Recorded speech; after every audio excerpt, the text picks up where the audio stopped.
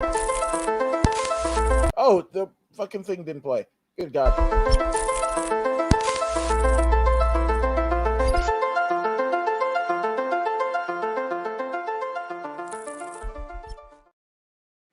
What's good, party people? This is Voodoo in the Woods. I'm Coordinator Woods, and he is former U of MMA champion Pius Lobo, better known as Voodoo Maximus. What's up, A Day Woods? What's good? What's good? What's good? Man, I see you were at the last show in Staples Center for WWE. Yes, the down smack under the name Staples Center. Yes, absolutely. The down smack, as I like to call it. Other people would call it WWE SmackDown, but yeah, well, it's the thing.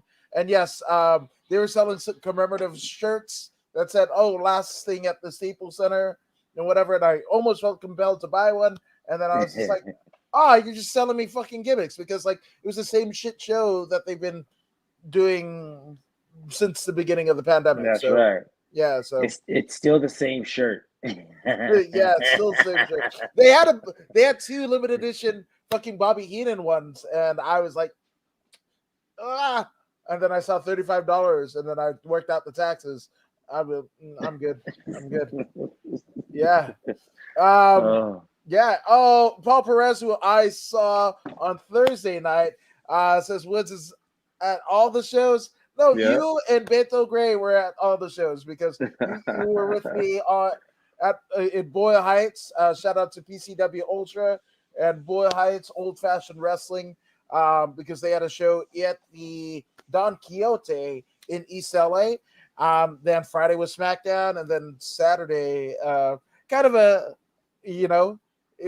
weird family thing happened where my wife tripped over her stove and got burnt. So that was Saturday.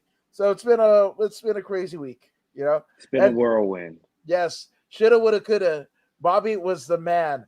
No, he was absolutely the man. But they're more cost effective or more conducive to my budget. Bobby Heenan shirts than that one, you know. So I'm just saying, there's a whole pro wrestling tee store. But also on Saturday night was UFC 269. Legends were born.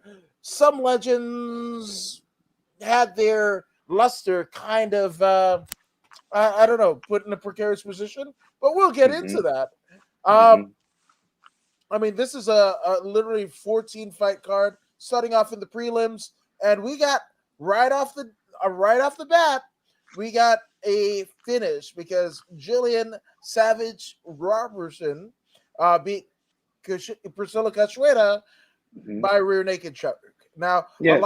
a lot of people have been critical of Jillian Robertson in recent times that she's ducking, and that has happened, but she's still, finishing 10-6 as of last night, still one of the, accomplished members of the 125-pound division, which this one was actually at a catch weight. This was at 129, which is weird.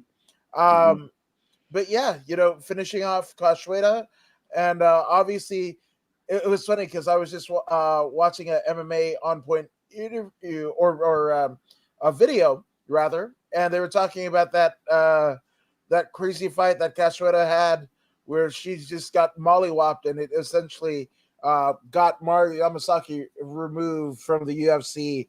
But yeah, man, it's a wild one, but Jillian Robertson finishing this one off. Yes, she did. She knew the key to victory. She knew all she had to do was, stand for a few minutes until she could close that distance. She was able to close the distance, and when she did, she took it to the ground. And when she took it to the ground, she looked for some other things, but then those things didn't happen. She kept scrambling, and she caught her neck. Put her in a rear naked choke, something similar to a bulldog, because she caught it from the side. Yep. And that was it. Yeah, that's it. I mean, nice, short and sweet, kind of return to the octagon for the Savage one, Jillian Robertson. So that was cool. Man, there was a whole lot of bonuses. So we're going to move on. But not to be outdone by Jillian Robertson. Tony Kelly fucking KOs in the second round. Randy Costa. Your thoughts, Voodoo? It was a very good match. It was a very good match between the two of them. Tony Kelly, man of pressure, man of many straight punches and kicks. Randy Costa did what he had to do. He he need the in the manner in which he was attacked. Defense was the smart thing to do, and he did that. His opponent, however, was relentless in his assault. In the clinch, it was a very tough battle between the two, but eventually, Tony was able to get it to the ground in the second round and secure a dominant position, dropping elbows and punches, and it got him the victory. Yeah, no, absolutely. So a cool, nice little TKO win rather. I don't know what Hmm. happened to my voice there, but for one Tony Kelly. But not I mean those two fights starting off the night pretty fucking cool. But with finishes both in the submission and the the hand kind of variety, but that still doesn't net them either fight your performance bonuses. So sorry guys, try again. Which my goodness. Speaking of trying again, Ryan Hall versus Derek Minner, and Jesus, Ryan Hall. Yes, it was a unanimous decision, but there were times like I literally was like, "Oh, Ryan sets up his jiu-jitsu by eating shots to the chin," because that's what it looked like to me. It's fair. That's a fair statement, man, because there's zero offense from the fella. He simply turns his back, looks between his legs to snatch the ankle of his opponent, and he's attacking with the knee bar. And from the knee bar, he's going to the heel hook, and from there, he's doing this and he's doing that. And this is what he did the entire time.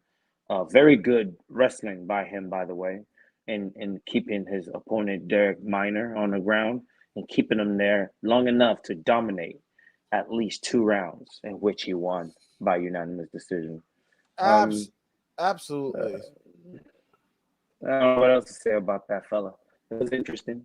Yeah, I mean, Jesus Christ. It was well. Speaking of interesting, let's get into some comments because we've got Rocky Nelson saying that Juliana Pena represents my area code of 509. We got a world champion, so That's right. congratulations to Juliana and you, Rocky Nelson.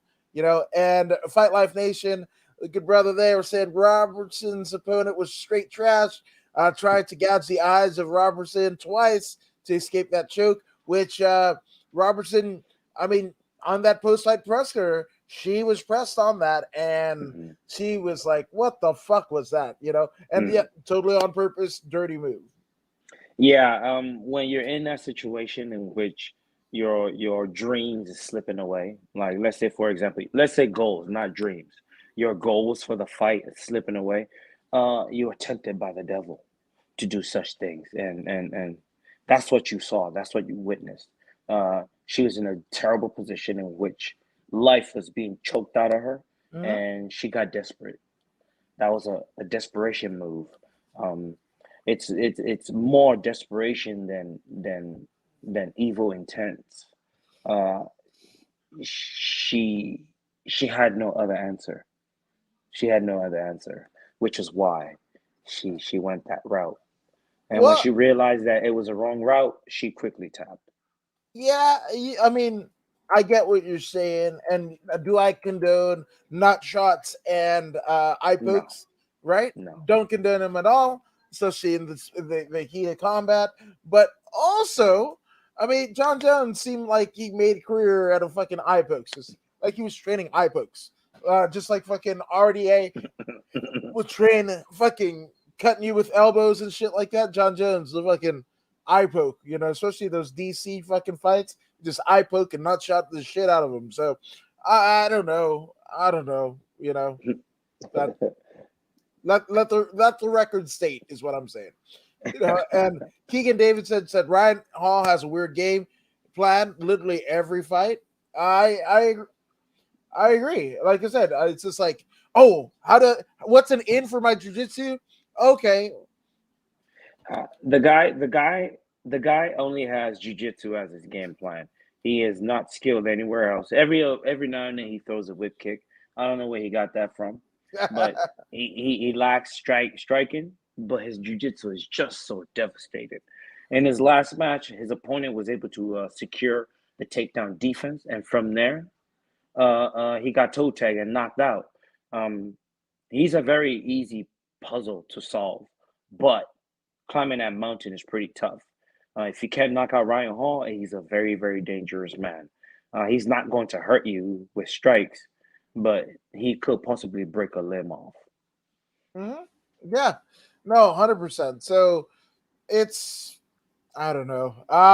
Yeah, and uh Keegan Davidson said the best bobblehead in the UFC. Yeah, absolutely. And Rocky Nelson says no Joe's son nut shots, which if you know, you know what Joe Joe's son is currently in prison. Like fucking you know this, Vidi? Nah. Joe's son, When who early on in the UFC, Joe's son had a, I think, 0-2 record. I think it was within the first 12 UFCs or something like that. And then uh-huh. he ended up being the henchman in one of the Austin Powers movies, playing a prototypical Asian dude. But Uh-huh. then he's in prison. God, I mean, I don't want him to speak, but it was something fucking devilish that he did. I want to say like dismembered somebody Oh or man. yeah, like it didn't it didn't end good for It got nutty. yeah. Let's see. Yeah, he's serving 7 years to life prison Seven oh sentence one. for the torture. Um, oh, for torture, and then he killed his cellmate Michael Thomas Graham, and then he got another 27 years. Now he's 30, serving 34 to life. Well, the free cold slab of a bed, three meals a day. I guess it's okay with him. I guess, man. I mean, oof, like I said, it got dark. It got dark. But to lighten up the mood, we're going to go into Aaron Blanchfield versus Miranda Maverick. Which Hmm. holy shit! If you guys were sleeping on Aaron Blanchfield, I mean, everybody was favorite and picked to win was Miranda Maverick, Yeah, and why yeah, wouldn't it be? But I mean, every possible feasible scenario that Miranda had to win, Aaron just fucking imposed her will and was like, "Fuck that, not today, not today." yes. Cold blooded.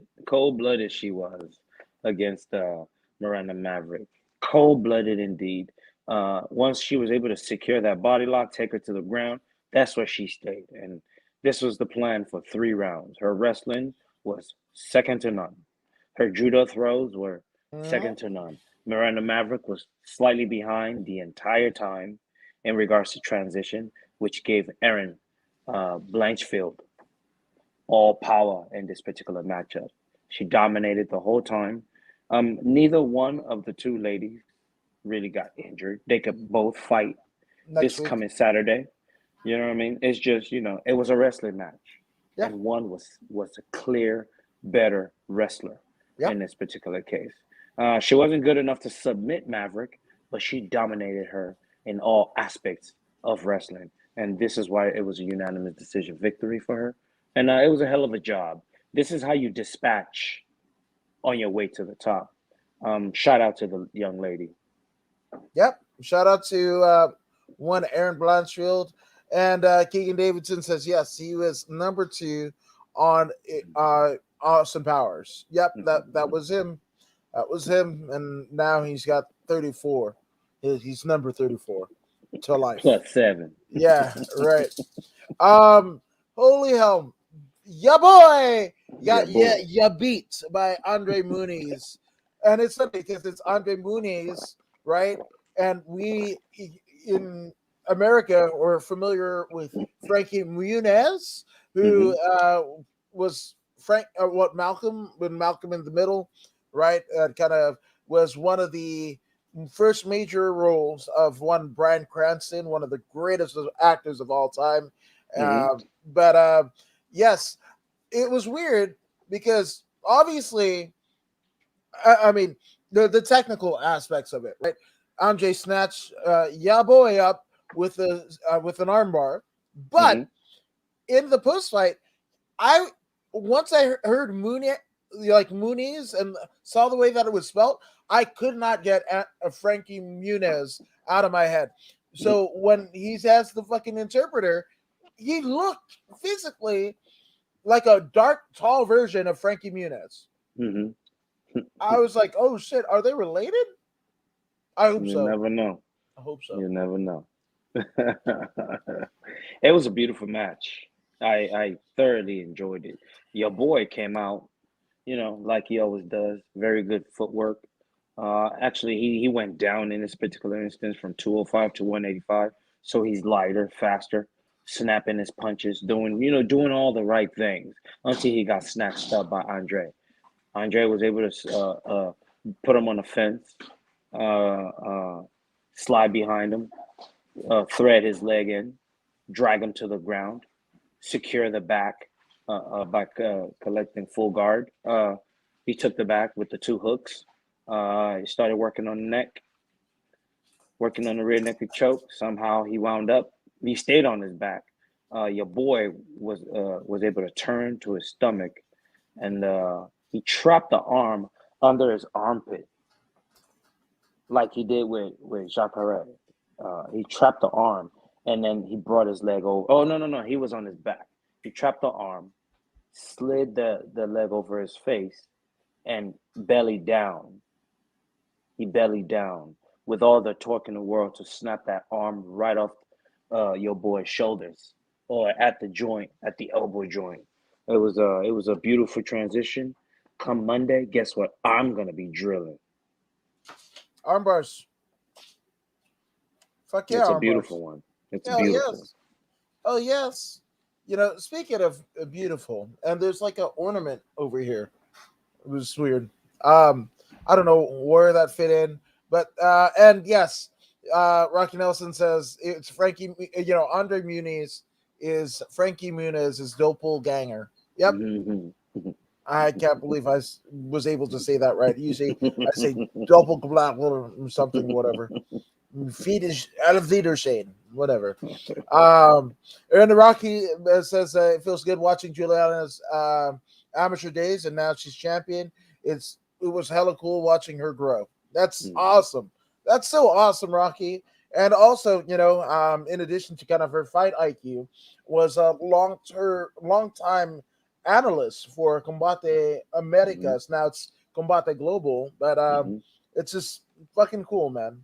Shout Mhm. out to And, Juliana. and and talking about the analyst part that you just mentioned, she herself mentioned that uh, teaming up with Combate and doing that analyst job really taught her a lot about the microphone and Mm-hmm. and what to say or what not to say, how to say it. You know what I'm saying? So, um, the post fight we will get into later. It was phenomenal. We will get into it later though. Phenomenal, absolutely. But speaking of phenomenal, we get the very first performance bonus of the night, and that happens when Bruno Silva KOs the Beverly Hills Ninja Jordan Wright in the very first round. This one was a quick affair. I mean, how how do you net on a Saturday night $50,000? In lickety split. Well, one thing it wasn't is putting $300,000 on a Miranda Nunes, but RIP that guy, or hopefully he has more money to spend or not. Um, and you guys check your bridges and cliffs and everything because he might jump off it. And suicide is not a cool. It's not cool at all, but I'm just saying. Um, so obviously, man, Beverly Hills Ninja falls to 12-2. He was riding a hell of a wave coming into the UFC, but it's kind of been it's been rough. I mean, he had his first kind of entry where he gets a $50,000 bonus, for his KO. showing the world why he is truly, without a doubt, the Beverly Hills Ninja. But unfortunately, it just, it hasn't been good. These last two fights have been the two losses of his career, and this one as viciously of a beatdown that Bruno Silva dispatched to him. Yeah. Jordan Wright really came in there doing what he was supposed to do. Use his reach, use his kicks. He's a karate guy. He used everything very well. Kicked the body, kicks to the head, straight punches. Everything was on point. He was moving, close the distance, put him on the fence, worked the knees to the body. He was doing everything he was supposed to do as a striker. He threw some elbows, but he allowed Bruno to create a little bit of space, and those hooks were unleashed. The uppercuts were unleashed. He was able to break away, and he released the assault upon his opponent. He was able to clip him with that right hook, a looping right hook, clipped him behind the ear. No, in the temple. Clipped him on the left temple, through the left, clipped him in the right temple. That's what shook him. It shook him. He almost broke his ankle while he was shaking. Then he ran in there and hit him with another one, a straight two. Wham! That's when he dropped him, and then he went for the kill, ground and pound while he was on the ground. And he was pretty much out. He just had to, finish the job until the referee pulled him off. And it was a legitimate KO. The man's got great hand speed. The man is a force to be reckoned with. Most of his fights are first round finishes, including this one. He's an amazing puncher. Is he technical puncher? Maybe not. But when he brings the fury, you better watch yourself, because he will put your lights out. Bruno Silva, yet again, victorious.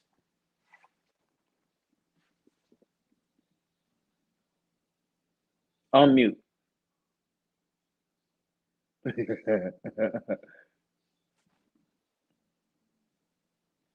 Unmute. It's still mute. There you go. Say all that again. I don't know what I said. Moving on. Tequila Pal says, "How are you guys?" What's up, Tequila Pal? I'm at the snow. Good. Where my boy Marquise Powell at? Hopefully he's in the snow where Tequila is, right? So, there you go. But no, I mean, talking about the second fight of the night or performance of the night bonus, it happens back to back because Tai Tuivasa's nasty ass KO's Augustus Sakai in the second round, and it was crazy because like Augustus Sakai on one of the embeddeds, was took a picture with Amanda Nunes and Charles Oliveira, and Nunes called him the future, and it was just like, oh, it was so bad. It didn't age well, that statement. But Tai Tuivasa fucking doing Tai Tuivasa things, including that fucking shit that fucking sends our people back 100 fucking years. That goddamn Stewie. Oh, take somebody's shoe, spit in it, and then fucking pour a beer and then drink it. Fuck you. We're in COVID. Well, I think this time around they left the spit out. It's just a shoe and a beer now. Still fucking great. Well, you're gonna get fucking what is it? Oral mouth fungus? What the fuck? Athlete's mouth? Jesus Christ. Athlete's foot and mouth. What? I can't remember the horror movie or whatever the fuck where like it was like the dentist and whatever, and then the fucking X-ray. It's Dr. Giggles. I don't know. It might have been. But then you just all fucked up. Oh no, it was Fire Master Bill. Fucking dumbass. Jim Carrey.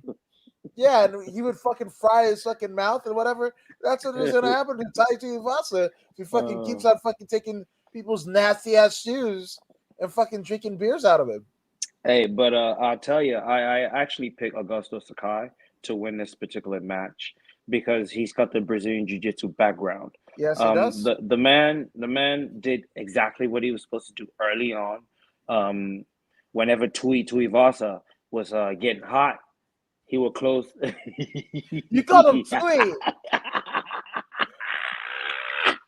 which I can tell you is a different name because I've got an uncle named Tui. Yeah. That's Tai. I'm just saying. Okay, Tai Tuivasa, my bad, Mr. Tai Tuivasa. So he closed the distance, put him on the fence, did the fence work, but then Tuivasa got off again, and instead of changing levels, because standing up is where the danger is, right? He's got you on the fence and he's firing shots at you, and you're standing up and you're trying to collect a tie clinch.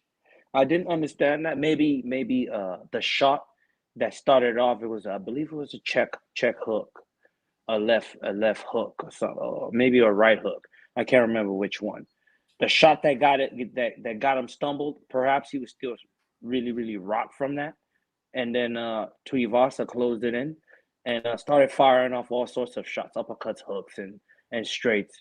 And I guess in that madness, you know, Sakai was already gone, and he's trying to collect a tie clinch. And it is this attempt at a tie clinch that got him knocked into next week. I Yep. don't believe he is back yet. I believe he is still in the future. I believe he got knocked into Monday. Yeah. Come Monday, we will all catch up to him. That's how bad he got knocked out. That's awesome. So, and Rocky Nelson says his leg was bent behind his back. Yeah. Yes. Yeah. Yes. He could have torn his meniscus, his ACL, MCL, PCL, KFC. He could have torn everything up in there. It was bad. Yeah, this shit is a fucking two-piece and a biscuit. Good God. And Takea says, it's my niece's birthday. Happy birthday, Hey, niece. happy birthday, niece. Yeah, Which one? Which one is it? I'm going to guess it's one of them for sure. I agree. But if it's the other one, yeah, happy birthday to her too. Which speaking of happy birthday, um Dominic Cruz didn't get his birthday wish or his Christmas wish because last time that we saw Dominic the Dominator Cruz and his dance of death that Voodoo Maximus loves so much, right? The last time that we saw him, he was challenging what is it, the Hans Molenkamp of Monster Energy, right? He's like, Dana, let's book it and whatever. And it was like one of the weakest call outs ever. And also, nobody knew who the fuck it was. Only like fighters knew, right? Like Angela Hill would throw a monster bottle off every time she was in a post fight or whatever the fuck. But the former UFC bantamweight champion, one of the all-time greats, Dominic Cruz, dispatched a very game Pedro Munoz. And Pedro, that's he might be from Brazil, he might be training in South Florida now, but he still cites one Chad George as one of his coaches and what have you.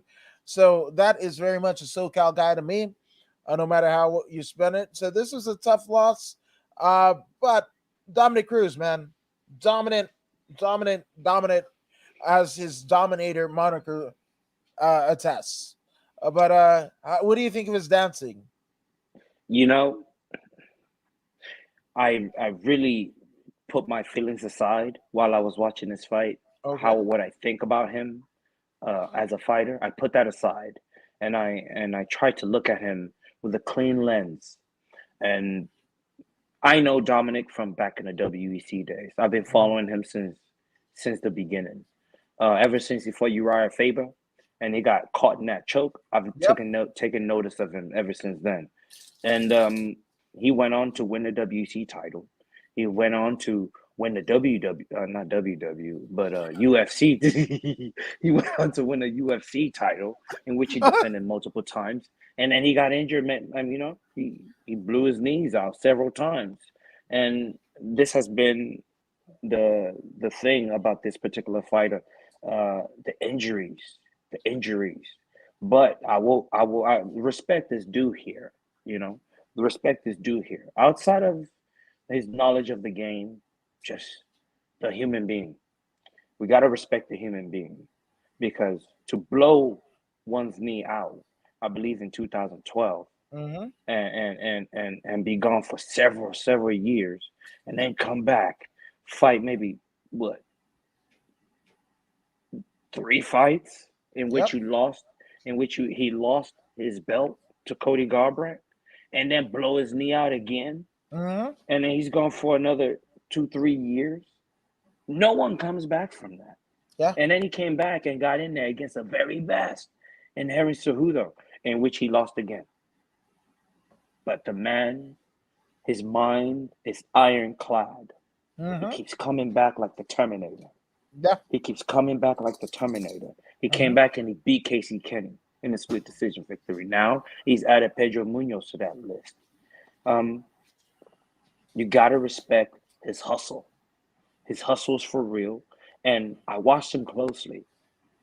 He didn't do that unnecessary dancing that he does this time. Everything he did was with a purpose. He Mm-hmm. still moved around because he doesn't like to get hit. And I subscribe to that. I subscribe to moving your feet, Yep. movement. The movement that he utilized this yesterday was precise. Yep. Everything was precise. And I believe Dominic Cruz, I've heard him talk of plantar fasciitis in the past, Yeah. and I believe Planner for he's sure. handicapped. I believe he fights handicapped. Because go and watch him just simply walk. There is a limp to his walk. There's a limp to his walk. Now, a man with a limp to his walk, fighting the very best in the world at this level, reconstructed knees, still going Broken at this hands. level, broken hands.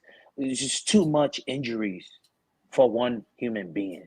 And to still continue to do what he's doing, Dominic Cruz, hoods off to you, my man. Yeah. Hoods off to you. I gotta give it up. I gotta give it up. And I really appreciate the fact that you cleaned up that damn footwork of yours, that unnecessary nonsense that you used to do. I'm so happy you didn't do that in this particular matchup. As you can see, you don't need to do that. You don't need to do that, especially not at this level. There's a lot of people watching you, and they'll will want to imitate what you do. Keep what you did this weekend. Keep that up. Let them imitate that, not that thing you were doing before. That was whack. And thank you for listening to me. I know you watch. Um, like, share, and subscribe. They all watch Hood, Woods. They all watch. They just need to like, share, and subscribe. Don't hate. You know what I'm saying? Absolutely. Like, share, and subscribe. Like I just give it up to you, give it up to me back. You know what Yeah. I'm saying? We've been calling on this. We've been calling on this for a minute, and Yeah. it is what it is. It is what it is. Well. He got caught early on in this Oh match. yeah. 100%. But damn, the man can wrestle. Mm-hmm. Damn, he can wrestle. The heart of a lion is in this kid. You know what I mean? He's 32, 33. He's a No, kid to me. 36, bro. 36. He's still a kid to me. I'm way older than him. You know what I'm saying? So eh, he was amazing. He was amazing. Dominic Cruz, with the disabilities that he has, remains amazing. This is a future Hall of Famer. Oh, for sure. Most Even definitely. yeah, absolutely. After the Casey Kenny, or the fucking time that he lost the title and won it back, like that, it's already there. He's just doing it because he loves it at this point. It's not about the Mm-hmm. money. It's not, he's Oh, making what happened. by the way, post-fight interview was phenomenal. He didn't really have anyone to call out. At this point, he doesn't need to call anyone out. You see, his battle is heading to the title. He's got money. He's got money. He's got a full-time job as an analyst, and he's got an Coach. opportunity as a fighter. Mhm. An opportunity. The president told y'all this is an opportunity, not a job. So he's got a job with the UFC as an analyst, and he's got an opportunity with the promotion. And what's he talking about? Fighters staying together. Because when we're together, we're powerful. He can't say any more than that, but there's so much meaning in what he's saying. Fighters, Pay attention to Dominic Cruz. He's got something to say. Mm-hmm. Yeah, and Rocky Nelson says Dominic Cruz's combos were on point in round 2 and 3.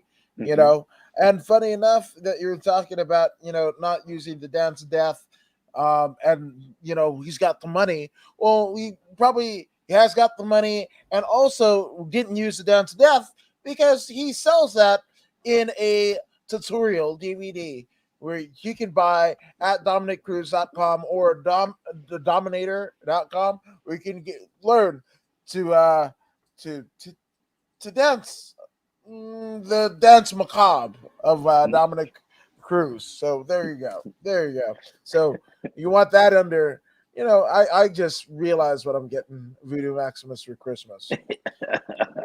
So that's great.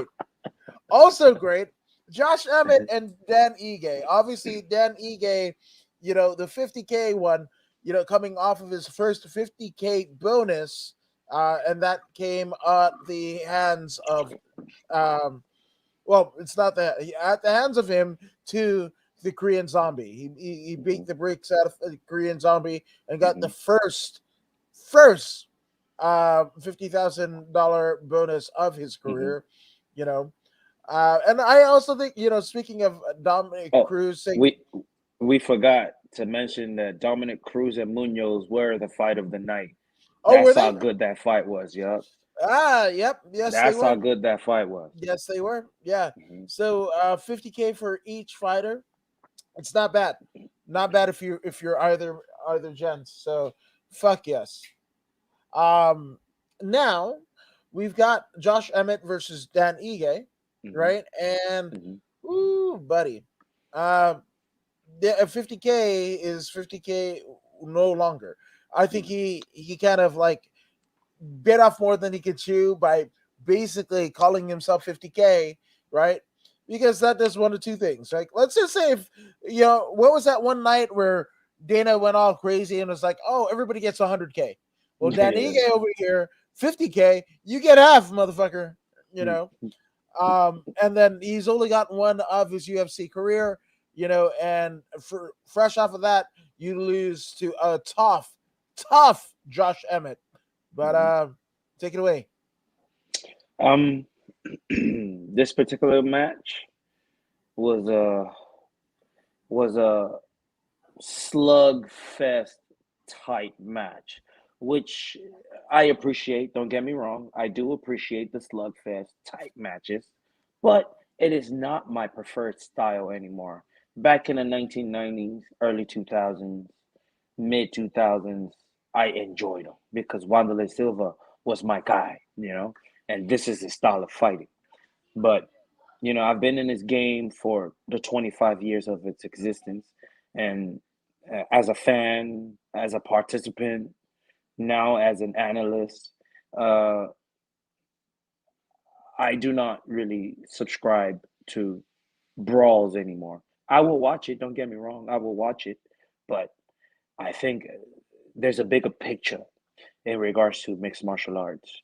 There's a bigger picture, and we saw that in the main event. We saw that in the co-main event. We saw that in the Sean O'Malley fight. We saw that in the Dominic Cruz and Pedro Munoz fights. It's not about slugfest anymore. It's about precision now. People are paying attention to precision now. They are understanding that an excellent boxing in your hands, an excellent snapping kicks like a taekwondo artist in your legs combined is striking now. Not one particular thing. It is a combination of many things working together as one. And it's up to the fighter himself or herself to put them together and make it work. And Josh Emmett and Dan Ige was more of a rock'em sock'em robot type match to me. Yes, it was an old school back alley brawl. That's what it was. There's some people who enjoy that, and I'm not saying do not enjoy that. I'm looking at longevity. And this style of matches tend to shorten a fighter's career. It tends to increase probability of CTE, and I mean, if this is how they know how to fight, then, good luck to these fellas. They have to feed their family. I am not against it if this is what they know. If this is how they access the table so they can eat, then so be it.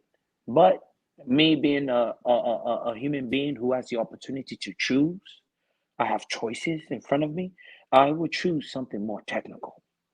Something more technical. So shout out to Josh Emmett, Dan Ige on that wonderful brawl that they had.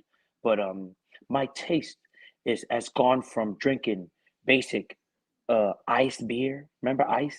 That cheap $5 beer back when we were in college. We would buy a 12 pack of ice for like $3, and the alcohol content was so high and disgusting. But that was the goal then. But now we're drinking fine wine and Proper 12. Shout out to Proper 12. We're drinking things of this nature now. So I'm looking for scientific fighters such that they're snipers with their hands and feet, assassins with their wrestling and mauling and submission and all this fine thing. So that brings us into the 10th fight of the night, in which we have. Don't you go moving on when you sully the name of Ice, because you know what? That cheap beer got it done. You couldn't afford a sweater, and the girl that might be girthier, or the gentleman, whichever one you want to float on, right? Doesn't want to come with you and whatever. You grab that fucking pack of ice, $4.50 for a 28 pack, and some bitch, you were done. You're fucking done. So don't you ever sully the name of ice fucking beer, bro. Just saying. I Now apologize. pass me my fucking Zima. And my Crystal Pepsi too. God damn it. Anybody got an RC Cola up in this mug? Hey, in all seriousness, those ice came in handy, bro. We'll be skating all night, and like, hey, we need a drink. Everybody's like, how much you got? Got $1. How much you got? 50 cents. How much you got? I got 75 cents. How about you? 25 cents. Okay, let's put it all together. Let's go get a 12 pack of ice. So we're drinking ice while we're skateboarding, man. It's crazy. Fuck yes.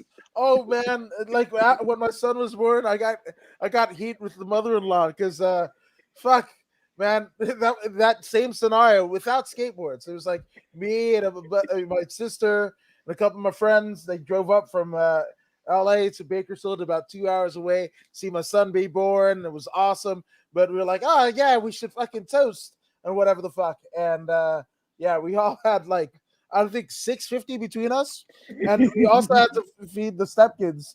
Well, I don't like to call them stepkids; they're my older kids, right? And we got like a fucking $2 bag of fucking nachos from Smart and Final, and chili and cheese and whatever the fuck, like cans and shit like that. We threw it on the fucking nachos, put that some bitch in the oven or whatever, and we had, I think, $1.95 left. And we got us some fucking 99-cent beer, and that's how we toasted my son. So hashtag never forget. Never forget. Yeah, I mean, no disrespect to Ice, no disrespect at all. Lucky beer. Hey, Ice or did Boone's come Farm. in handy in college. It Boone's did come Farm, in handy in college. Fucking, I don't want to get all whatever, but Slipspot Liquor, Colt 45. Come on, let's go. Let's go. Fucking now. Old English, shout out. Old English, yeah. Now they got them fucking buzz bombs and shit like that, like a cheap ass pina colada or horchata that'll get you fucked up. Woo! Four Locos. What you know about Four Locos? Nothing at all. That shit was rocket fuel. God damn it. I know. I mean, it's funny. Like now we're talking. So for those who don't know, one of the many things that Joe Rogan, at least I know Joe Rogan for, was fucking news radio, which was a awesome fucking sitcom. You had Andy Dick, Stephen Root, Candy Alexander, Moritz Tierney, bunch of fucking people, right? But you had the late great Phil Hartman, right? And Phil Hartman's character was just like the sleaziest motherfucker on radio, right? And he got this ad for rocket fuel, and he tried to make himself sound urban. Now, if you guys know, from Phil Hartman playing the president, what was it, President Clinton on SNL, and Jingle All the Way, the nemesis of Arnold Schwarzenegger, or the dad in Small Soldiers, whatever. So that guy was like, "Hey, Rocket Fool is up in here in my assistant," and like, what? And Candy Alexander comes in and was like, "Oh, what?" So she fucking takes the script and changes it, right? And convinces him that like people in the hood, they say like Zappa and shit like that. So she rewrites everything for him and shit like that. And he's all like, "Rocket Fuel." It was a fucking mountain liquor. "Rocket Fuel. Zappa, my fizzles. Whatever the fuck, whatever. Rocket Fuel. Ziite." It's one of the greatest fucking clips ever. I swear to God. Yeah, so don't you sully the name. Good God. I'm just saying.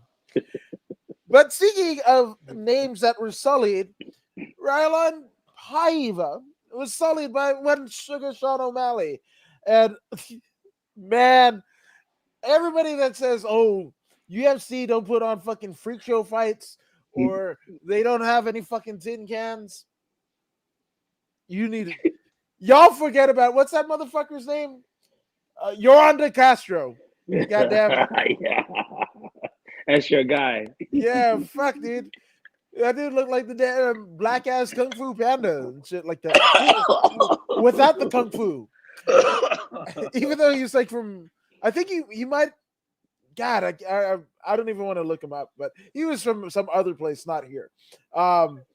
So yeah, but yeah, I mean, y'all forget CM Punk was in the UFC. Y'all forget fucking Randy Couture and fucking what's his face, James Lights Out Tony. Y'all forget, the who they bring in that fucking beat somebody. Oh, like the guy who beat DC in college or whatever the fuck. That right. The guy working at Starbucks. Yeah, like.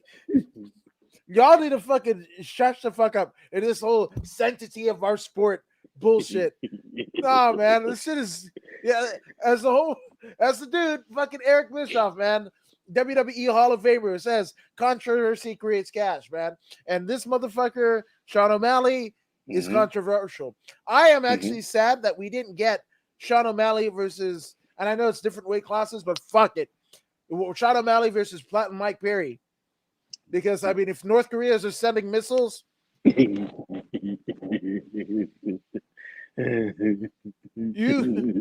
give them the fucking coordinates of the fucking UFC in the center of the octagon that damn night. You make sure Herb Dean gets the fuck out of the way, Mike Beltran gets the fuck out of the way, and you drop that some bitch right there. Straight up. Straight up. This was a phenomenal match for Sugar Sean. It was a phenomenal match. Oh, for him. Hell yes, it was. For him. Rolian Paiva is a legit fighter. But unfortunately for him, the young O'Malley has a longer reach, faster feet, striking slightly better. But the timing is his best asset. His timing, his counter striking, his timing, the use of the 1-2s is becoming the thing in recent months. The 1-2s, and when we get to Dustin Poirier, we will give him his due respect. But we'll get to him. Sean O'Malley was able to nullify his opponent by knockout. In the fourth round, he did his dance, his basketball shooting thing, and then he grabs a mic. And then he rocks the mic. And then he rocks the crowd. Did you hear the yelling from the crowd? Yep, they're all on meth or something. That is entertainment right there. Yes, you do have to be focused and in the cage. But when you're not in the cage, understand that you have a duty to entertain the fans. So from the back, from the locker room, you're going to do that walk. Understand the eyes are already on you because cameras are on you. Understand that your entertainment begins right in that moment. In that moment, you start your entertainment. You come out and you hit the fans in the arena. The entertainment doubles down and continues. And he did that. He did that. You don't have to say much. You don't have to say much or do much. But the entertainment must continue. He got into the cage, switched the gear. He fought, did what he had to do. He won. Switched the gear again. Entertainment continues. He's on the mic. He's saying what he's saying. He's yelling. They are feeding off of the young man. This is how you connect with your crowd. This is how you connect with your crowd. Of course, you must know how to fight. You must have a winning habit. A winning habit, very important. Understand, you must rock that mic. You must rock that mic. And when it's time to sit in front of a press conference, you must be able to say things that that people on YouTube can cut and make videos of. And in doing so, you build a platform. Of course, you have to build your own platform as well, but dropping sound bites that all these people can post will put your name out there. Yeah. And that's what your platform is supposed to do. Put your name out there. Now, when your name reaches, they will come. In that movie, they say, if you build it, they will come. Sugar Sean O'Malley has built it, and they have come. And then he said one thing that rung loud in my ear, and I've been trying to say this to folks for a long time. Ever since we started this, I've been saying this. We have been saying this. Sugar Sean said, I am in a fight business. He said a lot of people are in the fight game, but I am in the fight business. There's a difference between a fight game and a fight business. He's in the fight business because he's all about his ends. Mm-hmm. He's trying to stack his pockets fat. Mm-hmm. Fat. And he's playing the game the way he wants to play it. Where is his blueprint from? Conor. Before Conor. Who? Oh, Floyd. Chael? Floyd. Who? Floyd Mayweather. Oh, Floyd. I thought you were thinking about Floyd MMA. Mayweather. No, 100%. Anyone? Yeah, I mean, no one in MMA has really, actually, besides McGregor. Chael has done it too. Yeah, you're right. Chael had it. I mean, there was. I mean, Tito tried to have it. Tito tried to have it. He was fucking squeezing juice boxes and bullshit and all that, whatever the fuck. But it's safe to say that they all got it from Floyd, because Floyd's been fighting since like 90, 92, 93. Right. You know what I mean? He put it together like in 96, and then he's been on fire ever since. You know what I'm saying? So even Chael himself, you could say, took a page out of Floyd Mayweather's book or blueprint. Well, which is okay. There's nothing wrong with taking from the blueprint, because it's out there in the public for free. He didn't have a copyright over it. If he had a copyright, then there's an issue. But there was no copyright. This is what he does, and it's there for everyone. Same way McGregor was doing it. The system is out there. Use it. The young O'Malley, he's using it. And he's doing a fantastic job of it. He's making the right calls and moving accordingly. Now, when he first signed with the UFC, maybe he signed a 5-fight contract, maybe 20,000 to fight, 20,000 to win, something ridiculous, something very low. See, he already understood this. He understands, okay, for these 5 fights, I got to do what I got to do. Win. So what did he do? He chose some quote-unquote easy fights. Fights that he had a very good chance of winning. He picked a bunch of people that were shorter than him, so he kept them at range and smack them. And he smacked them. I mean, understand that people in the UFC are no pushover. They got in the UFC because they were the very best in their areas. But he understands his strength, and his strength is his length, his 1-2, his boxing, his kickboxing. He's just smooth with it. He's smooth with it. And his footwork, his agility to move laterally, and everything he does well striking. We haven't really seen his ground game heavy. These are the fights that he's staying away from, and he's as he should. So as he should. If the opponent is someone who is giving away reach advantage and they want to fight him, why not have the fight? These people want to fight him, so they fight. They want to fight him, so they fight. It is what it is. The man's doing his thing. so Now, I'm guessing he's a top 15 fighter now. So slowly but surely, he will make it to where he needs to be. His new contract is coming up, and guess what? Dana himself said the boy wants to be paid. We're gonna pay him. Why is he gonna get paid? Because he stuck to the script. yeah. So I don't know. I'd just say since it's about fight business and everything, whatever, just fucking just give him tin cans until whatever, have him. I don't Yeah, know. why not? It's not Why fucking, not? when you're playing video games with your younger sibling and whatever, and you take the control out and whatever, but you give them the controller anyway. You unplug the fucking controller to think they're playing. Let's just do that shit with Oh Sean yeah. O'Malley. Hey, Sean understands now that controller is not plugged into the machine. He gets it. That's why he started taking these fights that he knows he can win. Ain't nothing wrong with that.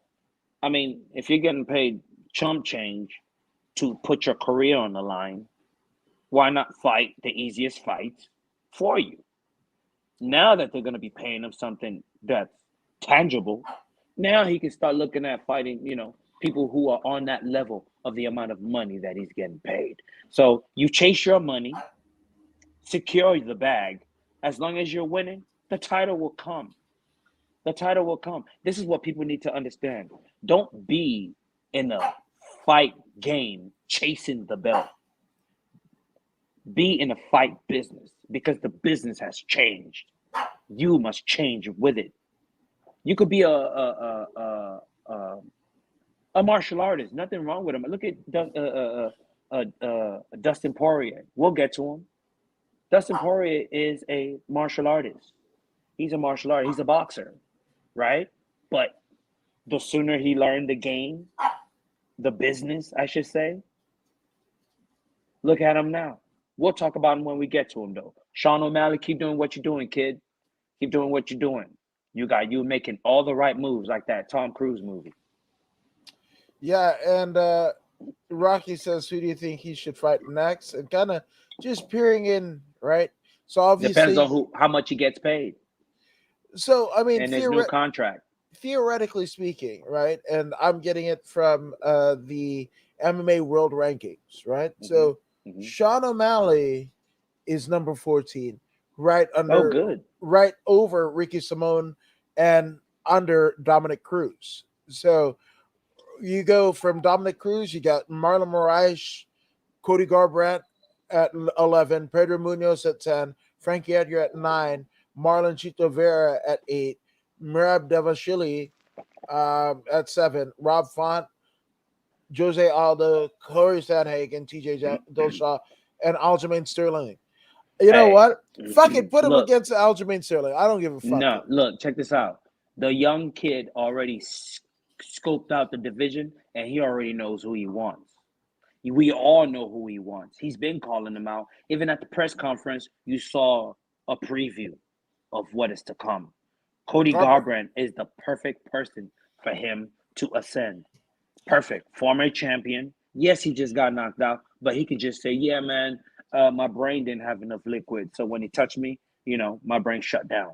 He could easily said that. Now I got the liquids back in me at 135. I'm strong here. So Cody can come back and run that narrative. And they can put this fight together. The former champ versus the young dog. Let's see who's gonna win. And I believe Sean O'Malley's length will pay dividends, and he will knock him out just like the Kai Kara France did. That's what's gonna happen. I will advise O'Malley to go after Garbrandt and push hard after him. Yep. And also, it goes without saying that Sean O'Malley gets a $50,000 bonus for this performance. So Mm-hmm. shout out to him. Now, obviously, he kind of alluded to it, but we got the flyweights, Kai Kara France against the former UFC bantamweight champion Cody No Love Garbrandt, and man, it's wild because Cody is legitimately a legend, right? For what he's done and the UFC title that he won and beating Cruz, like he basically did what Uriah Faber, fucking, um, all of the. You remember, like fucking, it was almost like, Joseph Benavidez. yeah. I mean, like literally everybody out of fucking American Team Alpha Male, right, with Faber included. You know, Mm-hmm. fucking Dominic Cruz is just knocking him down, knocking him Mm-hmm. down across two promotions, right? Mm-hmm. You Mm-hmm. know, and if people forget, like Scott Jurgensen, fucking, Dominic Cruz beat Scott Jurgensen.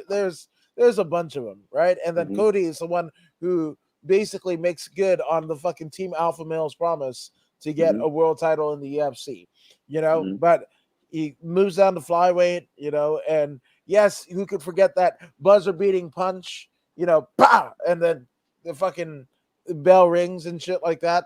But none of that shit mattered because in the very first fucking round, Kai France, who there was a lot of heat going into this one, Mm-hmm. but Kai France KOs Cody No Love Garbrandt.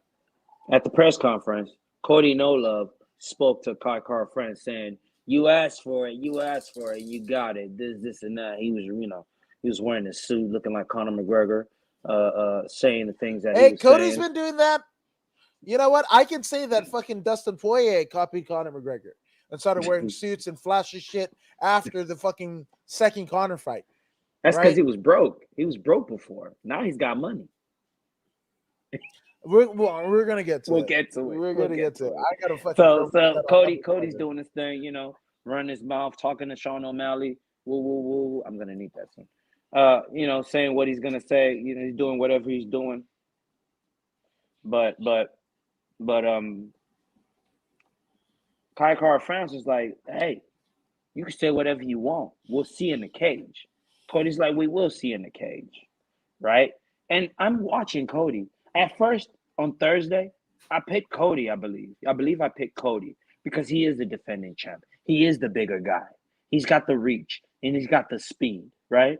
And then the press conference, the very last press conference, I'm watching him and I'm hearing him speak like Michael Bisping, loaded. He sounded like Michael Bisping after consuming multiple cans of ice beer, and I'm thinking to myself, what's going on here? Then I realized, oh, the weight cut's getting to him. Yeah, Mm. his body is shrinking, and he's making a weight. He might make the weight. I thought to myself on Thursday, he might make the weight, but something's wrong. It's just something Jason just ain't right. So I on Friday, I jumped on my Instagram and I put on record. I'm changing my pick to Kai Car France. I don't think Cody is in any condition to fight. And when they got in that cage, what did Cody start doing? He starts running. I wouldn't call that footwork. That's not footwork. That's running, literally running, running, trying to catch Kai Car France coming in. Kai Car France, being a very good boxer, understands the way Cody was moving. All he had to do was just move his lead leg, and he's already caught up because Cody was moving flat, almost like standing square, left or right. And when you're in fighting stance, you just move that lead leg and bang, you've already made the adjustment. And Kai Car France stayed in his fighting stance the entire time. There was a couple of uh, interaction, but it was all Kai Car France as he measured Cody with that lead left and looping overhand, in which he eventually caught him, dropped him, and socked him out. And he knocked him out. I mean, Kai Car France is legit, legit. Now he's calling for a title shot, and he's not going to come back in the cage until he gets a title shot. And Dana White at the press conference said, "Did he say that?" And he laughed. That means to me, Kakar France just got 3 to 4 fights added to his chances before he can get a title shot. Sometimes you got to watch what you say, especially when you have no pull, no leverage. Gotta watch what you say. And I don't think Kai France will be seeing any title fight for at least 4 more fights. That's my guess. Unmute.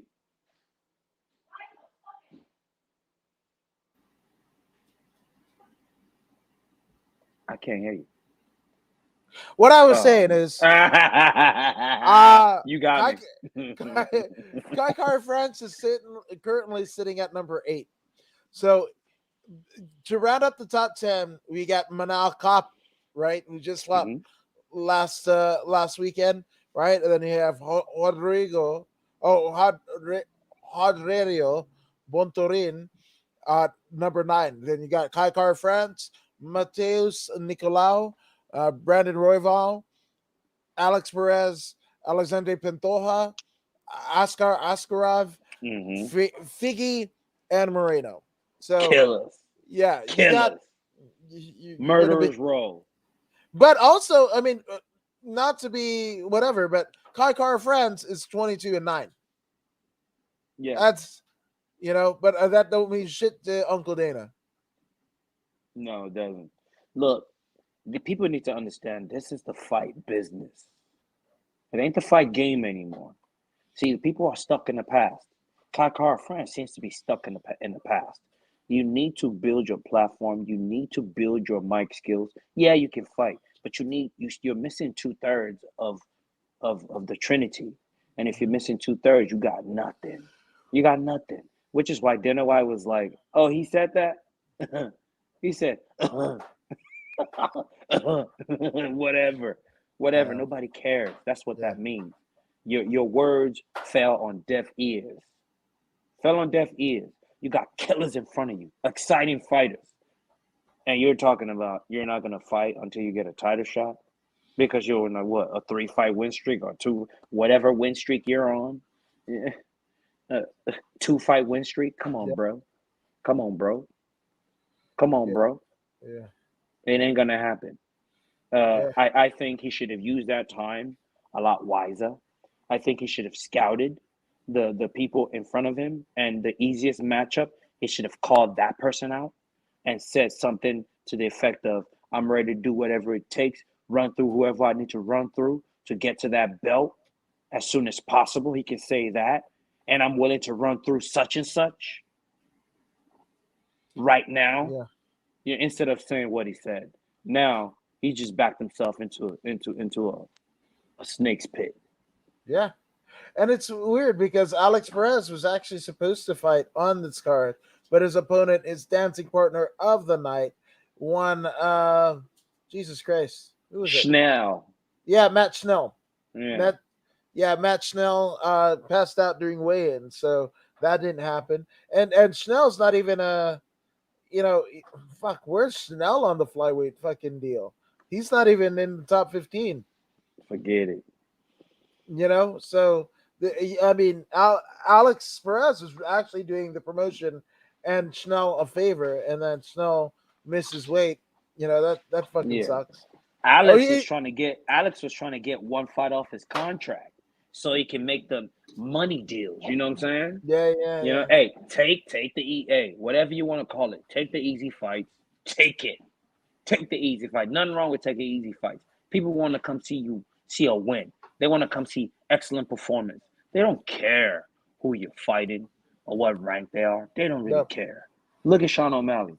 You know what I mean? He's fighting people that are quote unquote unranked, but they still yell and scream for him. It's about winning.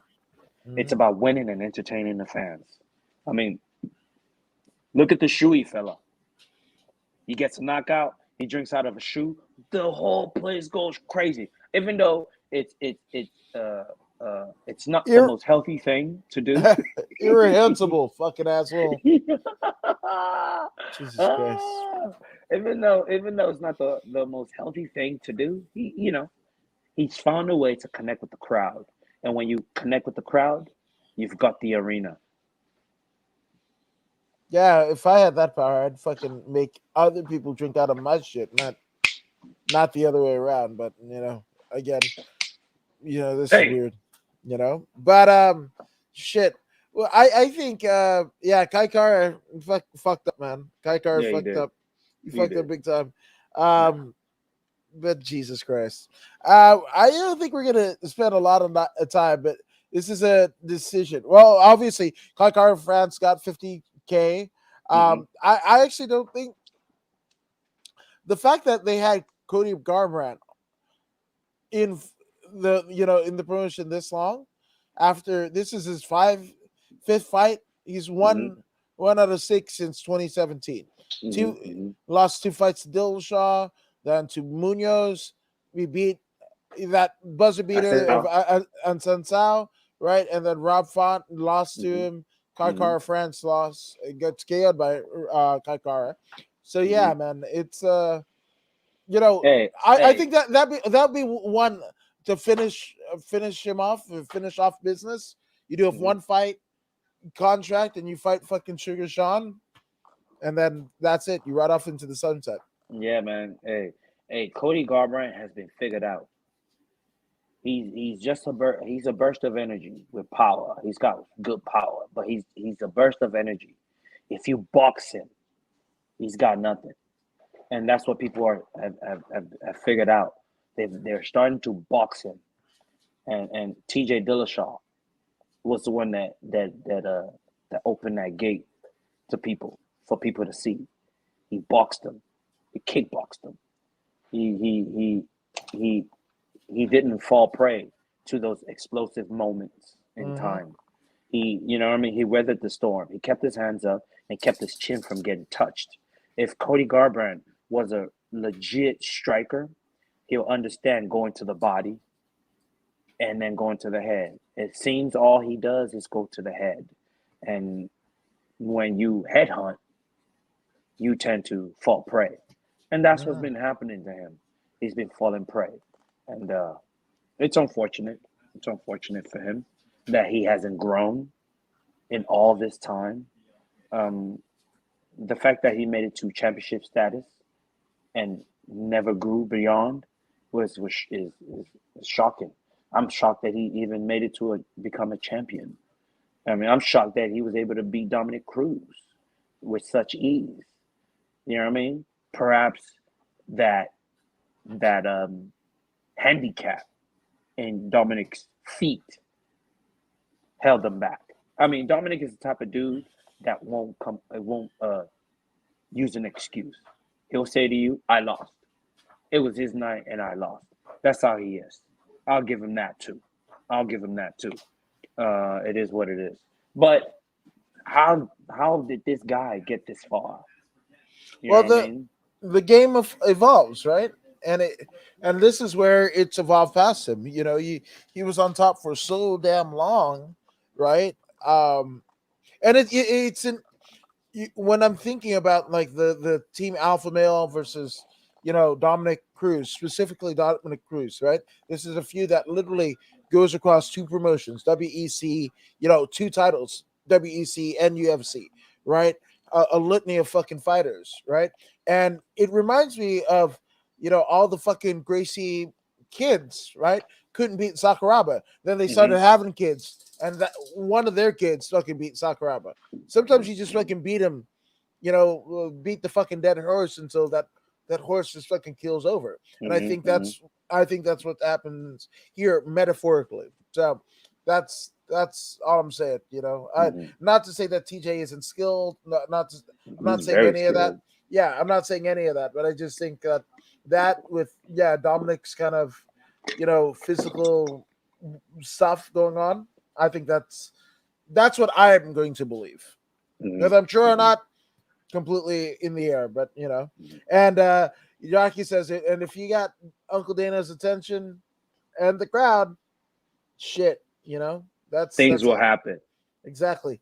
Fairy dust, which Mm-hmm. didn't necessarily happen with Jeff Neal.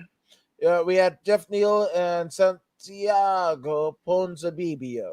Uh, and the only reason why I know, fucking uh, Ponzabibio is, Mike Perry, which I'm not a fan of Mike Perry, but Mike Perry was just like, oh, something Pinocchio or whatever the fuck, and that's the only reason. Could I name a fucking entertainment Santiago Pomza BBO fight? I could not at all. But so Mike Perry put his name on the map. That's right. That's right. Like you said earlier, you said up in the air. This particular fight was up in the air up until the third round. First round, it was very close. Second round, very close. Third round, by the way, Jeff Neal already figured out what he needed to do. Pressure and excellent boxing, and he was able to secure the split decision victory. This one could have gone either way, but when you look at their faces, Ponzinibbio was seemed more toe tagged than his opponent Jeff Neal. So shout out to Jeff Neal for even though he's going through some serious issues outside of the cage, he was able to keep a calm mind and a professional outing, and he did his thing. Won. He was okay on the mic. I mean, some people just aren't skilled on the mic. It is what it is. But I would advise folks to take courses, acting courses. Take acting courses to make you comfortable speaking in front of a mic. It's a huge tool in this new game. Even the WWE send their fighters to school. Yep, This Roman type Reigns of acting school. Roman Reigns and Cody Rhodes. It's a real thing. This could be the difference between you feeding your family in abundance or feeding them scraps. Is really that simple. So think about it, and good luck to you all. No, 100%, man. But Jesus Christ, this is the co-main event of the evening. We have Lioness Amanda Nunes, the reigning and defending UFC bantamweight and featherweight champion, against the Venezuelan vixen Juliana Pena. And holy fuck, man, this one was a fight for the Before ages. you continue, I have a question for you. Good. Who would you have picked on Thursday? I would have put Nunes. Me too. Yeah, Nunes. But somebody asked me this on Friday. Somebody asked me this on Friday, and for the doggies, yeah. Somebody asked me who I thought, and I was like, the minute that it gets taken to the ground, everything changes, and it's Pena. So that's and that was my statement as of Friday, and that's what I felt. But like the crazy thing about it was, so first off, that first round was all Nunes, right? That first round was all Nunes to the extent where they finished. I mean, before the buzzer sounds, Nunes is in dominant position and she's fucking raining down punches on Juliana Pena, right? She's raining down punches. And you saw that fucking look. And that look I haven't seen in a while in fighters. But that was that same fucking look that befell God, what's his name? Edson Barbosa when he fought Khabib, right? When he fought Khabib, it was just like, oh, there's nothing I can fucking do, right? Juliana Pena got cracked, right? And she stumbled back and shit like that. And it was almost like, oh, the fucking power. Like, she was respectful of Nunes's power, right? But shout out to Rick Little, man, out of Sick Chick too. The man behind not just Juliana, but Michael Chiesa and Sam. Sam Cecilia. There's a ton of fucking guys and girls out of Sick Jitsu, right? And he is, no matter if Juliana heads to Chicago, he's still her head coach. But there, he was talking to her, and it was audible to everybody on the pay-per-view feed, what he was saying and shit like that. And man, it changed. Now, not to say that fucking Nunes wasn't Nunes. Nunes was fucking it up, but it almost looked like a puzzle got solved, right? Because it was like Amanda would swing, and then Juliana came with a fucking combo, right? And it stunned her the first time. and then it was like, like it was an epiphany to Pena. It was like, oh, I'm just gonna fucking keep doing this, and she Mm-hmm. literally fucking hit the same combo Mm-hmm. over and over and over, and it Mm-hmm. fucking. Speaking of a lion, man, that shit was almost like the fucking thorn in the lion's paw, right? Mm-hmm. Because Mm-hmm. she just Nunez was just fighting for survival. She was Mm-hmm. rocked, you Mm-hmm. know, Mm-hmm. and whatever that was, whether they trained that combo or she just saw the fucking blood in the water, and she being Juliana Pena, whatever it was, but she was fucking her up with like literally the same combos, same fucking punches from the same stance, and that's not a bad fucking thing. She just fucking cracked the code that Mm-hmm. nobody has, and that fucking that that face that Juliana wore, that Edson Barboza wore before her, came to Amanda Nunes, and Amanda Nunes didn't know what the fuck to do. It was like her life got flashed before her eyes. Mm-hmm. It was it was something to behold. It reminded me of Bret Hart versus Stone Cold in that one WrestleMania when one went in as a good guy, one as a bad guy, and they Mm-hmm. flipped by the end of the match. Mm-hmm. Um, yeah, that's what it felt like, and it was a real changing of the guard. Man, Mm-hmm. I, I'm not going to say right. Amanda Nunes, as it stands now, is if you're gonna ask me who is the combat sports female greatest of all time, GOAT, right? Mm-hmm. I'd say Nunes as we stand Mm-hmm. right here. But Mm-hmm. that adds to the legend, and hopefully she has a long title reign of Juliana Pena. Mm-hmm. Well, you said earlier, what did you say? What was the way you said it? Okay. Coming into this match, it's really hard to to pick against Amanda Nunes, two-time champion, reigning, defending, only human to defend both titles continuously, or at least in the UFC, Mm-hmm. right? And it's hard to bet against that. But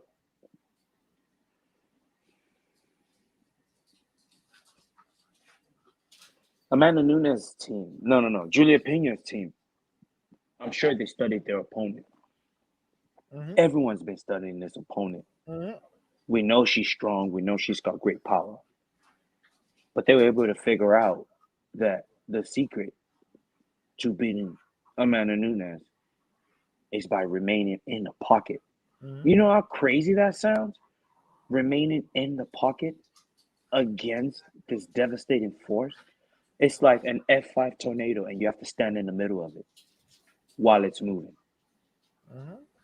If you misstep and you get caught up in that cycle, you're gonna go for a ride, Yep. right? And she did misstep in the beginning, and when she was clipped, dropped, she initiated her jujitsu work, working kicking from her bag, doing whatever she had to do. She was getting smashed. Survived long enough for the bell to ring. They go to their corners. I'm watching Amanda Nunes. I'm noticing something is up. Something is up. I'm watching a replay and I'm seeing Juliana Pena touch her. And I'm like, hey, wait a minute. This wasn't as difficult as it seems. Because Mm-hmm. all she's throwing is ones and twos. Right. Right down the pipe. Ones and she's staying tight and she's throwing them right down the pipe. Right down the pipe. And every time she threw it, it hit the target. Right down the pipe. Right down the pipe. Amanda has a tendency of opening up her arms like this and throwing her ones and twos. It makes it look hookish, right?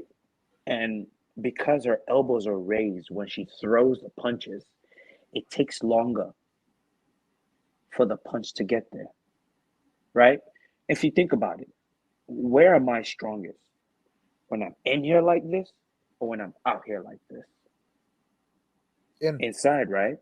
I'm stronger here because I'm able to use these muscles right here, the latissimus, So Juliana Pena is faster because she can use all these surrounding muscle groups to snap those punches in at a faster rate. And Amanda Nunes is powerful from the outside. That thing, it's worked for her the whole time up until this point.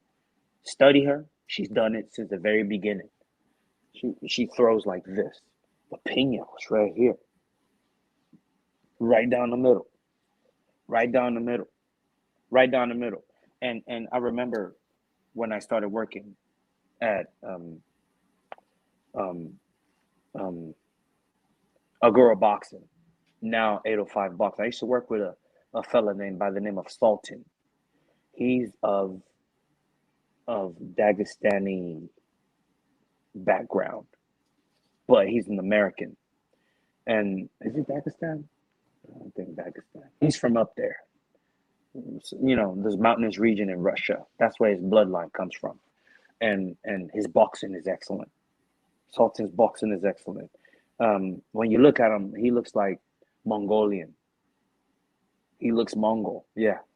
But his boxing is excellent, and his emphasis was always that straight down the pipe, pop, pop, hop in, pop, pop, hop out. You know what I mean? In and out, that in and out. Ever since he taught me that, I've been teaching that to all my anyone that I come across or my students. You know what I mean? And I subscribe to it, as you can see.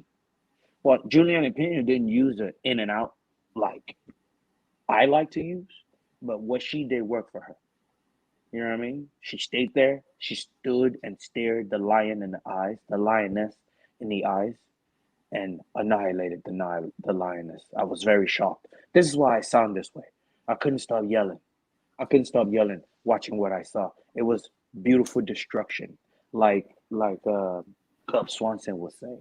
Oof. Beautiful destruction. She went in there, did what she had to do, took the neck, smashed the neck, got the tap, and it was it. I do not think Amanda Nunes can make 135 comfortably anymore.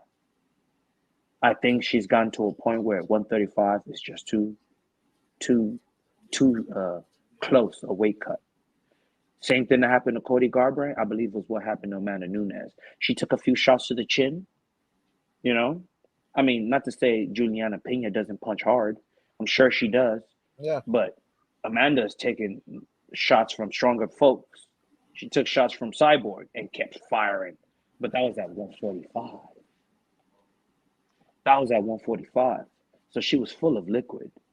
This one, though she made weight, she was missing liquid. So we have this thing here where people talk about cardio. I believe emotional cardio also matters. Though Juliana Pena is also a mother. Yeah. She's already been past and she's adjusted to what I'm talking about. When one gives birth to a child, we are all born with an emotional gas tank. Yep. And when we have children, that gas tank gets shared with the children. And then it must be rebuilt through hard work all over again. The same way you build cardio by hard work, same thing with the emotional gas tank. And Amanda Nunes has given away so much of her emotional gas tank that it didn't even matter what you know. I mean, she gave it for a good cause to the child, right? She gave it to the child, as Juliana Pena gave to her child when she conceived the child. But when she came back, what happened? She took that fat L. That's what happened. And since then, she's able to adjust and catch her new wave, right? But Amanda Nunes is gonna have to do the same, rebuild that emotional gas tank, and hopefully she can come back. But I don't think 135 is for her anymore. I just don't think so. I think she's too big now. She's too Yeah. big now. Now, I will say that it was actually Amanda's wife that gave That's birth. true. That's true. But I didn't give birth. right? Yeah, But true. the love that I give to the children, Right. it's not coming back. It's not coming back. You know what I'm saying? I tell fighters all the time, look, man, if you're gonna have, if you want to be, you truly want to be a fighter, don't have children. Don't have children, because it's because of this what we're discussing right now. The emotional gap. You have no choice but to share that love Mm-hmm. with the child. I mean, it's a worthy thing to share love with. You know what I mean? It's not gonna go to waste. It's going to your own child, right? And that's what's happening with Amanda Nunes. She gave so much love. I mean, look, she's pushing the thing, bringing the kid to practice. Uh, uh, uh, uh, you know, this is what you're forced to do if you don't want to be a deadbeat, because the fight game is a very, very, um, uh, how do you say, uh, selfish game. If you are truly going to be the best, you have to be selfish. You cannot care for others. It's just the way it is. It's just the way it is. All your energy has to go into that pot, and that pot is your payment for greatness. And she has decided to share some of that with the child. And Juliana Pena has built. She's what, fought two more times after she conceived. I Mm-hmm. believe she came back. She lost. She lost to to Valentina Shevchenko. That's, But I believe that was the first fight or something like that. no, no, So no, no. I because who I was it? it was actually when because I remember the embeddeds. So Mm-hmm. I believe because you remember the Megan Anderson one. Megan was all the memes were like, oh, my mom could like the memes of the baby going like, my mom just whooped your ass and shit like that. So I want to say it was that Felicia Spencer. You remember the Molly Wop? It ended up being a decision, but like Felicia got saved by the bell every round because it was a one-sided ass kicking. You remember that? Right, right, right, right, I, right, right, I right, want to right. say that Felicia Spencer title defense was the first one where the precious Reagan Ann Nunes was just a young newborn, right? And Mm, then mm. Megan Anderson, she's a little older, what have you, and Megan is kissing Reagan, and Slower. well, I mean, no, like Megan is kissing Regan, the baby's name. Oh, right, right, right. Yeah, in the octagon, and like, oh, your mom's awesome, blah blah blah, whatever. So this is the third fight, right? But I mean, Megan Anderson, like, I mean, in terms of levels, right? Mm-hmm. Felicia Spencer to Megan Anderson. Felicia Spencer, not to my knowledge, is a former featherweight champion for Invicto, where Megan Anderson was, right? Right, But right. then That's true. Megan Allen Anderson to Juliana Pena, I do believe that is one of the. Well, this is 145, right? So Right. Juliana Pena didn't dance with Megan one iota, right? So and the Felicia Spencer one, I believe, was at bantamweight, right? So she went Mm-hmm. bantamweight, feather, back down to bantamweight with Juliana Pena. But even still, my goodness, like I feel like I was a bit right in the sense that if it went to the ground, but I didn't Mm-hmm. know that instead of a takedown, it was actually That's going to something. be a fucking like, I mean, Molly Whoppin, Amanda Nunes, one of the Mm-hmm. all-time greats. Couldn't believe what I was watching. I was just, and she just, there was like five or six of the same fucking combo. She was just hitting, and it was just like, God, like, it was just so masterful, so The one masterful. twos, man. Hey, so very, very underrated technique, the one two. People Yeah. think it's all in here and in here and then you see them in the little thing, they're doing this. No, it's not. It's more basic than that. It's more basic than that. You know what I mean? It's about managing that distance, establishing range, and getting to work. That's what it's about. That's what it's about. You know what I mean? That jab. It's in the jab. The jab sets up everything else. Once you get these going with the one twos, then you can start looking for the hooks. You know what I mean? And the uppercuts. Yep. But a lot of people just jump into establish yourself first. Understand your range. You know what I mean? And then start finding those looping shots. Mhm. But start with the straights. Start with the straights. Establish your distance. Establish your range, and then annihilate. Um, Juliana Pena was able to establish her range, so she annihilated.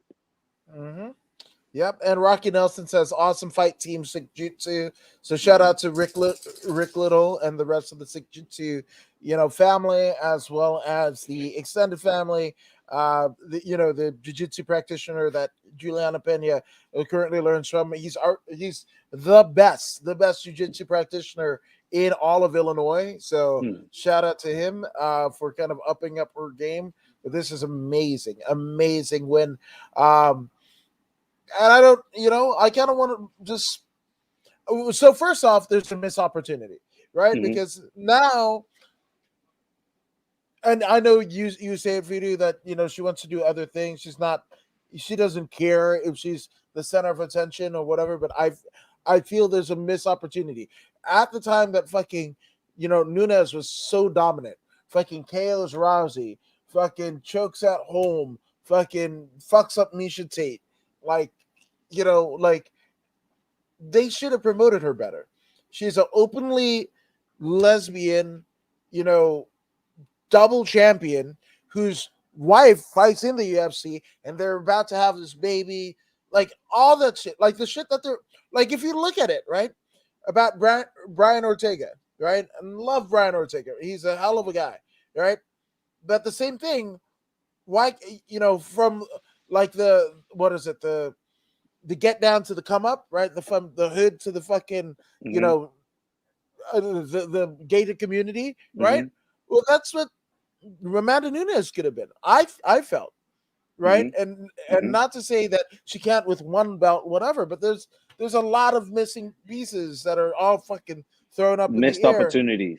Absolutely. So I'm just, Yeah, that's we just we we we've wondered that for many but months. We've talked about that years. many times. Like What this did is she? this is a gold mine. You know what I Well, mean? The I mean, LGBT community will back yeah, you in ways that you've never been backed in your life.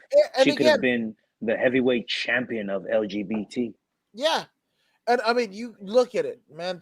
When you look at fucking Amanda Nunes's, wins, you got former Bellator champion, featherweight champion Julia the Jewel Budd. You got Vanessa Porto. You got Jermaine Durandamine. You got Kat Zagano. You got Shayna Baszler, Sarah McMahon.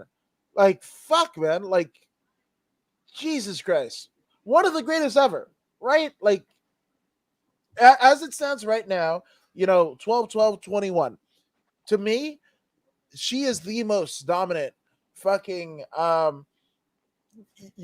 combat female combat sports athlete ever, and it's wild because Dana White was all like, "Oh, I don't want to fucking have Kayla Harrison. We're not interested. Blah blah blah. Whatever." And Kayla Harrison is over in PFL. Gotten her what second or third straight $100 million.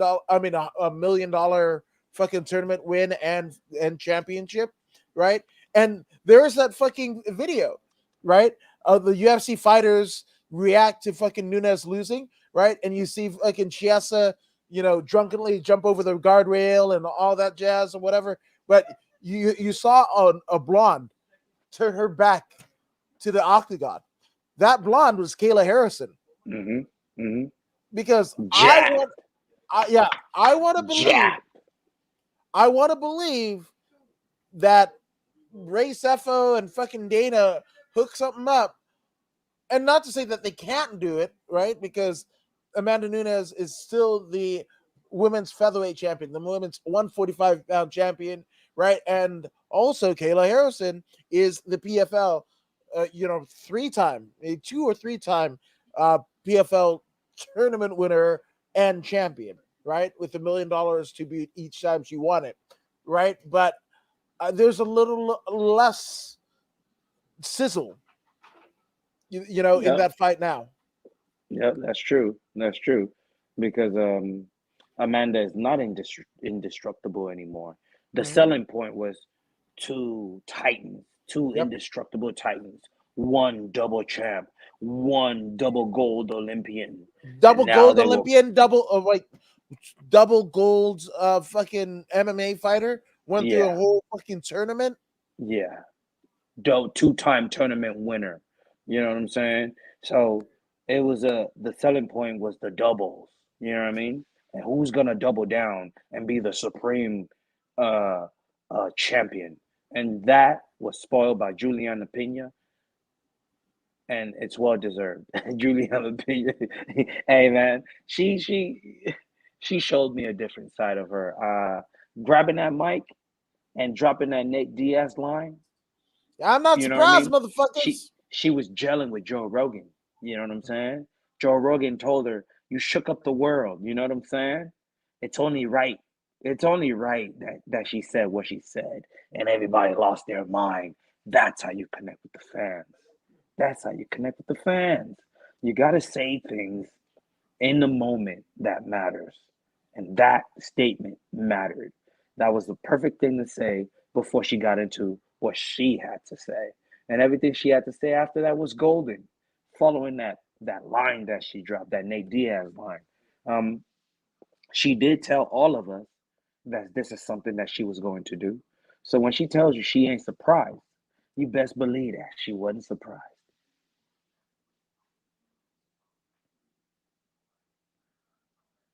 Can you dig it? Can you dig it, sucker?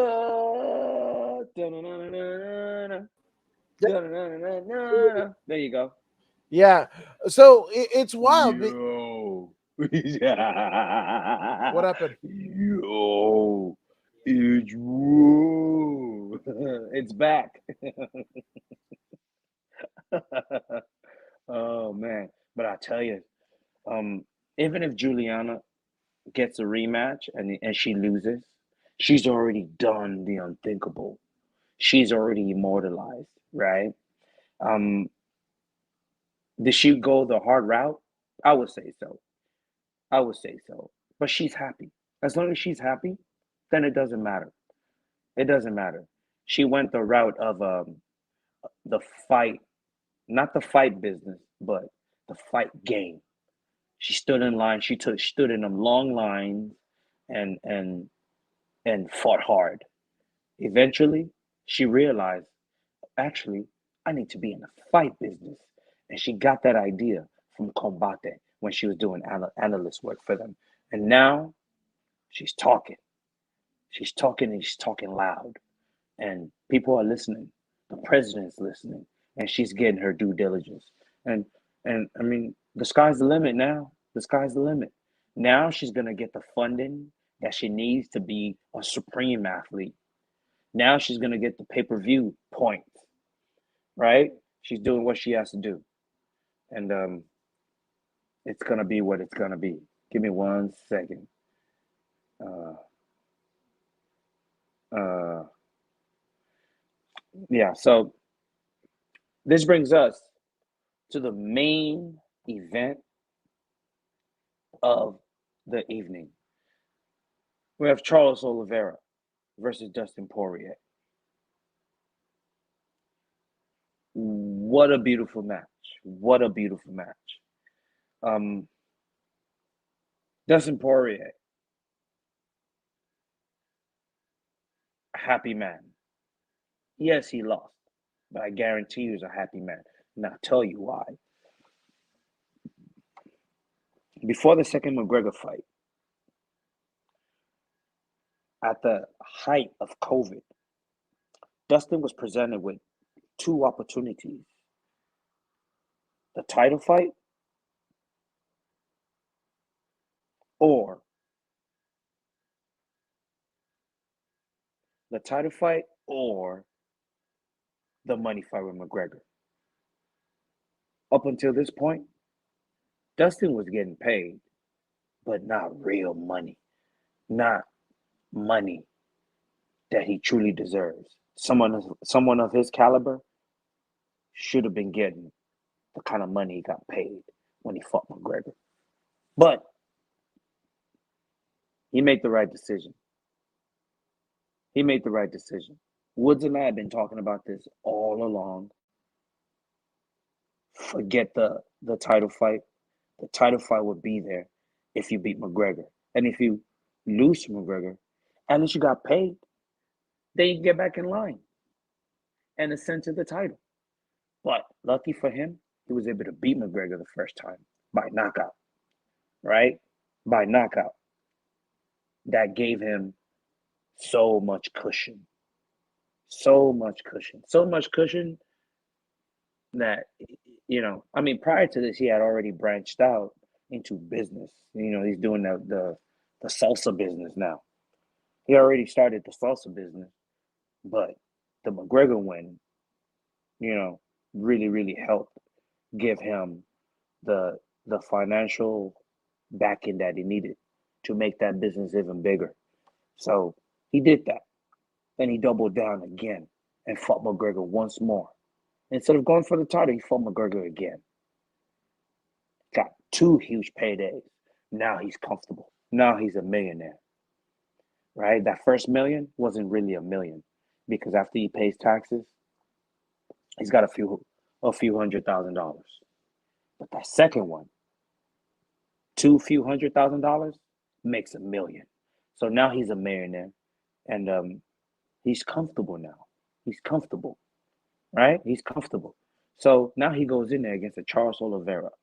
Charles Oliveira, who recently started seeing real money.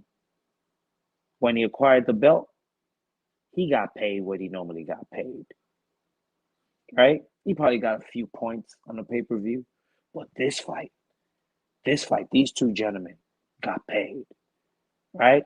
They got paid because Oliveira is a defending champion. That means he's got to say. He's got to say. Dustin is a former interim champion. With McGregor, the 2 fights with McGregor, pay-per-view points. So he's doing really well. He's doing his thing. These 2 gentlemen got paid for this match. So money was not an issue. Money is not an issue. But Oliveira, I don't believe is a millionaire yet. He's getting paid more. But maybe he is a millionaire. Who knows? Who knows? But he is not where he should be financially, if you ask me. Granted, all the hard work that he's put in. I mean, he does have, some 15 submissions in the UFC. The narrative was, if you come at Charles Oliveira hard enough, he'll quit. He'll fold. He'll fold and succumb to the pressure. Dustin came into this match in round 1. Quickly found his range. Fell into the matrix. And he was doing that Neal thing. It was a beautiful thing to witness. How he moved his feet and boxed. Some of the best boxing I've ever seen on this very day. The snaps, the feints, the awkward punches. He's moving right, but he's throwing left. And everything was on point. Charles Oliveira did what he had to do, close the distance, utilize his Muay Thai, elbows and knees. He threw some shots too. He landed some. But his game was to close the distance, wear out Dustin Poirier with the elbows and knees, cut him up if he could. First round. Second round, they continue where they left off. Dustin now is in free flow, not flow state. He wasn't even in flow state in round 1. He immediately found free flow. This was the best Dustin I ever saw. Better than when he beat McGregor. Way better. This was the best Dustin I ever saw. His striking was relentless and beautiful. He was just doing what he had to do. Second round ends. Oliveira is starting to look towards now the jiu-jitsu. I believe Oliveira was able to rough him up in the first round. But in the third round, he really doubled down and went all out. Snatched that double, put him on the fence, drug him to the ground, started working. No. Did he drag him? Yeah. In the second round, he dragged him to the ground. Was that the second round? I believe in the second round he dragged him to the ground, beat him a little bit. Then it went into the third. It went back to the ground. He was able to drop a few elbows, some major elbows, but Dustin was doing what he had to do to survive, which was hold on. At some point, he managed to get to his feet, and Oliveira was like an anaconda as he wrapped himself around one of Dustin's legs while holding on to the body lock, the seatbelt. From there, he was able to get his left leg and pretty much ride the left hip of Dustin Poirier, securing the back take. From there, like a backpack, started attacking the neck, in which he was able to squeeze on Dustin's face. He was crushing his face, and when Dustin went to remove the arm, it slipped under his chin. The lock was secured, and Charles Oliveira, reigning defending champion. Doesn't get any better than that. He has now solidified himself as a true champion because he beat in Dustin Poirier, a true champion. Charles Oliveira, I will also give you credit for your post-fight interview. Yes, you were fired up. You were fired up and you used your interpreter. But to close the night, you spoke English. You spoke English. You have no idea how far the few English words that you spoke, how far it's going to take you. This is what the people have been asking for without words. They're not going to tell you to speak English.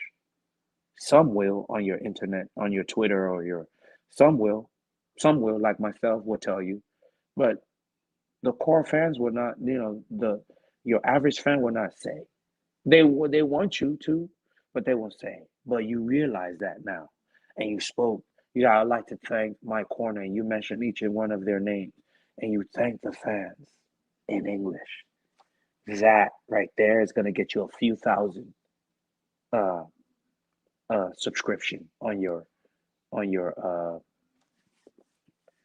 do you call it, on your Instagram. Keep up the good work, man. It was a beautiful win. Flawless victory. Flawless victory. I couldn't be more proud of you, Charles Oliveira. But I gotta say, I couldn't be more proud of Dustin Poirier. Dustin Poirier set himself up for a soft landing. Dustin Poirier patted the floor, in which if he was to fall, the floor was padded with dollar bills, a whole lot of dollar bills. So when he fell, it was like falling on one of them soft beds. Didn't hurt that bad. And that's how you play the game, ladies and gentlemen. You pad the floor with green.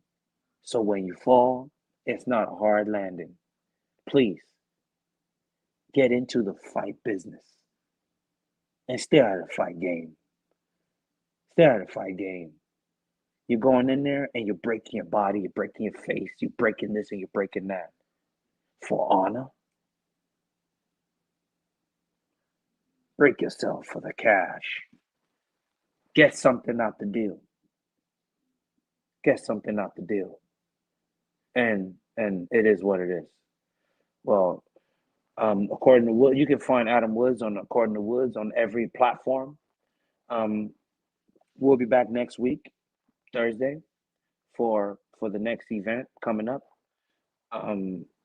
This was one of the most beautiful cards that I've ever witnessed. Lots of highs and lows. Dustin Poirier, I'm a fan. I'm a fan now. I'm a fan now. Your fight business mind has grown so much, and that's all I've ever wanted for you. Talks of winning belts. Forget the belt. Forget the belt, because if you're stacking your chips, the belt will come. The belt will come. If you're one of those people, if you can get yourself to become one of those people that can sell seats at the arena, the title will follow you. You don't have to chase the title. The title will come to you. Okay? So you fighters, put all your energy into selling seats rather than trying to be a legend. Legendary status comes from selling seats because opportunities comes to those who sell seats. Conor McGregor is a great example. Chael Sonnen's a great example, and the list goes on. Learn to sell your seats. You can like, share, and subscribe. According of Voodoo in the Woods, you can find me on YouTube, Instagram, Twitter, Facebook page, Voodoo Maximus, on these platforms. So I want to thank you for joining us tonight, and we will be back on Thursday. And it is what it is. We will see ya.